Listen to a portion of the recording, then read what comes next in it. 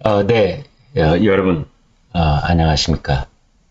이제 오늘 영수회담, 윤석열, 이재명 대통령 야당 대표, 영수회담의 관전 포인트를 몇 가지 얘기해 보겠습니다. 일단은 이재명이라는 사람의 이중적 지위, 이것이 도드라져 국민에게 각인되는 계기가 됐다라는 것이죠. 하나는 어쨌든 이 총선을 승리로 이끈 야당 대표라는 지위가 하나 있고, 다른 하나는 그렇습니다. 세 개의 재판을 동시에 진행하고 있는, 그리고 7가지 사건에 10가지 혐의의 범법 혐의를 받고 있는 그런 범죄자의 지위, 이 두 가지가 있습니다.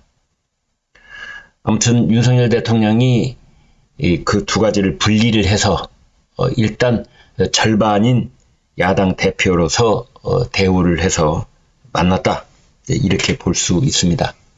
어떻게 보면 윤석열과 이재명 두 사람은 상극의 위치에 있다라고 볼 수 있죠. 한 사람은 검찰총장 출신이고, 한 사람은 범죄자 대접을 받아도 할 말이 없는 그런 상황이기 때문이지요. 그러나 아무튼 4월 10일 총선을 계기로 해서 아주 극적인 반전이 이루어졌고, 이제 두 사람이 처음으로 만납니다. 일단 다른 걸 다 떠나서 만났다는 것 자체로 의미를 둘 수도 있고, 또 오늘 회담이 끝나고 다음에 언제 또 만나자, 또 만날 약속을 한다면 그것으로서 또 의미가 있다. 다른 것을 뭐 합의를 했느니 못했느니, 뭐 제각각 자기 할 말만 했느니, 뭐 이런 여러 가지는 사실은 지금 단계에서는 기대 난망 아니냐, 이런 얘기도 나오고 있습니다. 무엇보다도 이재명 대표 입장에서는 남는 장사다, 오늘 만남은.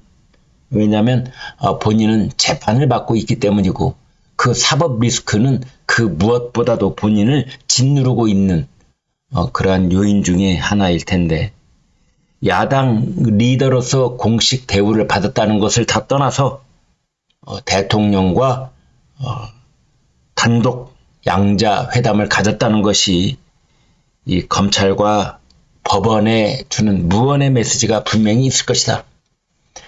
아무리 그러한 것과 무관하게 사법 절차가 진행된다고 하더라도, 그러나 그것이 전혀 없다고는 말할 수 없는 것이다. 있다. 윤석열 대통령 입장에서는 이것이 어떤 반전의 고비가 될 수 있기를 가장 크게 기대하는 측면이 또 있는 겁니다.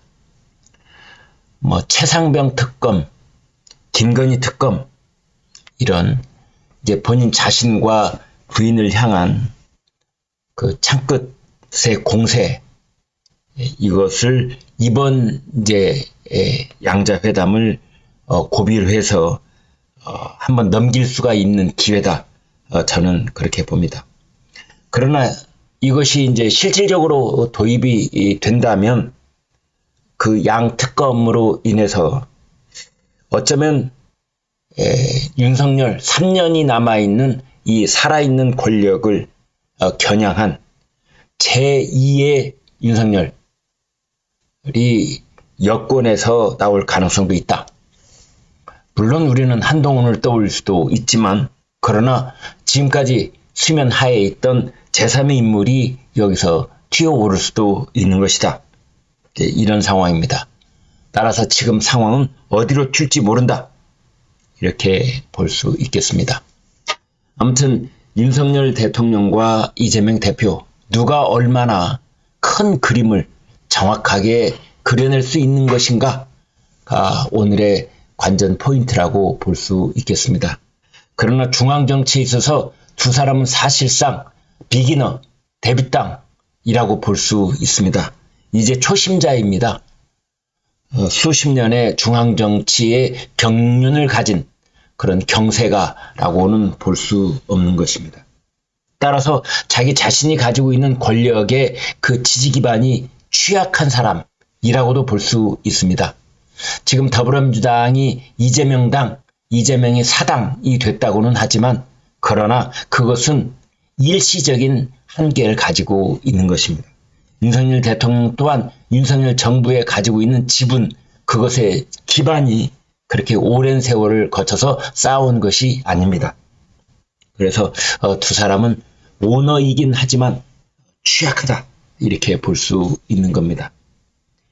이제 이 한시적인 권력 집단이라고 할 수 있는 윤석열 대통령과 이제 이재명 더불어민주당 대표, 이 두 사람의 만남, 그 대화의 내용이 특검, 포퓰리즘 이런 것이 아니라 오로지 경제, 민생, 그리고 안보, 그리고 복지, 이런 거에서 집중됐다는 평가를 받아야 그 사람들, 그 두 사람이 앞으로의 자신의 행로에 있어서 이번 양자회담으로부터 힘을 얻을 수 있을 것입니다.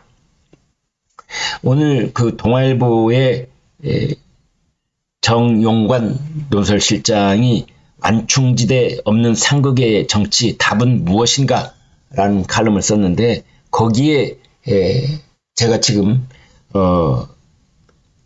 극히 공감을 하고 있는 부분이 뭐냐, 바로 그겁니다.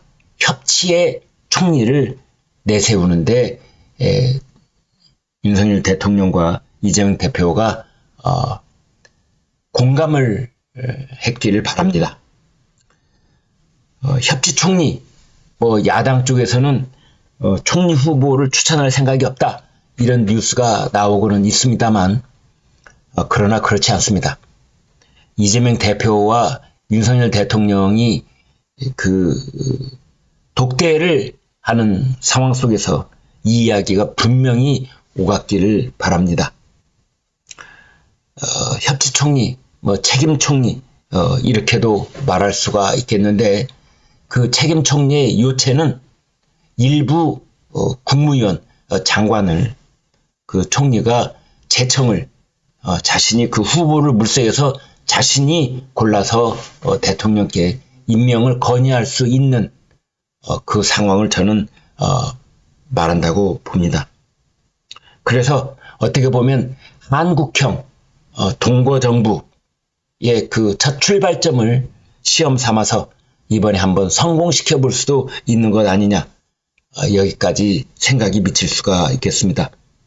여소야대의 새로운 모델을 만들어내는 것이 바로 이번에 대통령과 야당 총재의 그 영수회담, 대통령과 야당 대표의 그 양자회담을 통해서 우리나라에서 여소야대 국민에서 어떻게 국민의 민생과 나라의 안보를 위한 그런 국정 운영의 새로운 모델 케이스를 만들어낼 수 있는 것인가 하는 큰 틀에서의 그 두 사람의 시험 무대가 됐다, 저는 그렇게 보고 싶은 겁니다. 야권의 추천을 받아서 야당 인사를 총리로 세우는 방안, 다 많은 사람들이 그건 이제 불가능해졌다, 현실적으로 가능하지 않다, 야권 인사는 윤석열 정부의 국정 방향과 자신이 뿌리를 내리고 있는 소속 정당의 그 국정운영 철학이 정면으로 충돌함에 따라서 이걸 뛰어넘는 정치력을 발휘하기가 불가능할 것이다, 이런 얘기들을 많이 합니다. 그러나 이번에는 그런 것을 다 아우를 수 있는 그런 인사가 새로 출연할 계기를 우리 국민이 한번 기대해도 되지 않을까, 이런 생각을 해봅니다. 아무튼 그 한치의 이 양보도 없는 여당과 야당의 극한 대립, 상극의 시대를 맞이해서 그 협치 총리라고 하는 완충지대가 이번에 마련이 돼서 우리나라의 그 국민의 앞날을 새로 개척해 나가는데 윤석열 대통령과 이재명 대표가 집권 이 최고 권력자와 그 다음에 야당의 대표가 그런 새로운 지평을 여는 그런 기회를 만들어 보기를 간절히 기대하는 것입니다. 네, 여러분 고맙습니다.